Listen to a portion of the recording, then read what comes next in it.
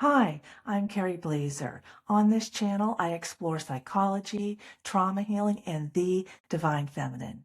Please check out my free ebook below if you'd like to go deeper. Now let's get to the clip.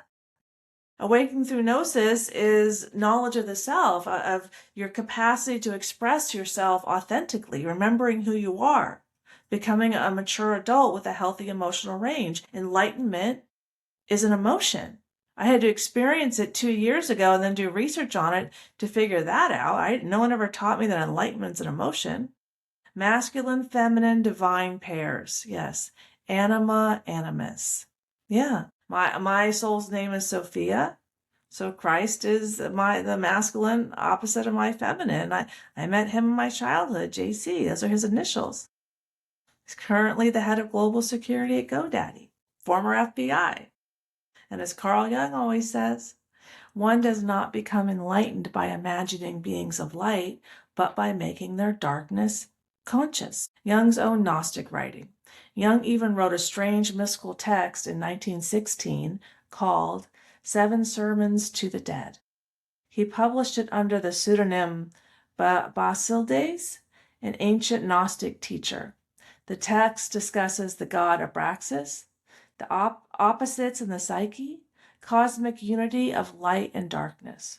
When Nag Hammadi texts were discovered decades later, many scholars were shocked by how similar Jung's ideas were to actual Gnostic writings. Why Jung believed Gnosticism was suppressed.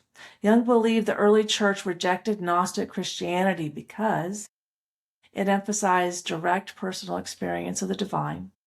It reduced the need for external authority and hierarchy. He wrote that Gnosticism was a psychology of early Christian centuries. In his view, church orthodoxy replaced inner transformation with doctrine. I mean, it's my contention that Christianity is institutionalized femininity. Forgiveness is feminine, compassion is feminine, nurturing is feminine. You go to church for that. And they shut down women. They told women they can't talk in the church or quiet. Communication is feminine. Well, paganism, they celebrated at the union of masculine and feminine, the divine union, the bedchamber sacrament. That was heaven.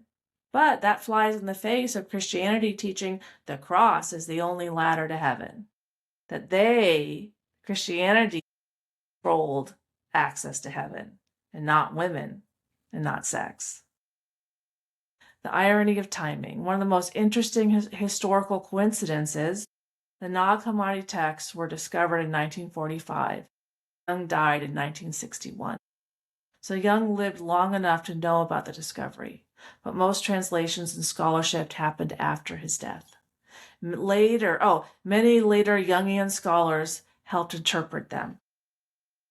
Why this matters to modern psychology. The Nag Hammadi texts strengthen Jung's argument that human spiritual traditions often describe inner psychological realities. Themes found in both include integration of shadow, awakening to the self, union of opposites, divine feminine symbolism. Yeah, and so I just did a video, was Mary Magdalene Jesus's wife? And the text in the Bible, and then the text from the Nag Hammadi library and such. But let's get into my teachings a little bit more and see where all this aligns. If this resonated with you, please consider subscribing for more conversations about psychology, healing, and the divine feminine, and pick up a free copy of my ebook below. Take care.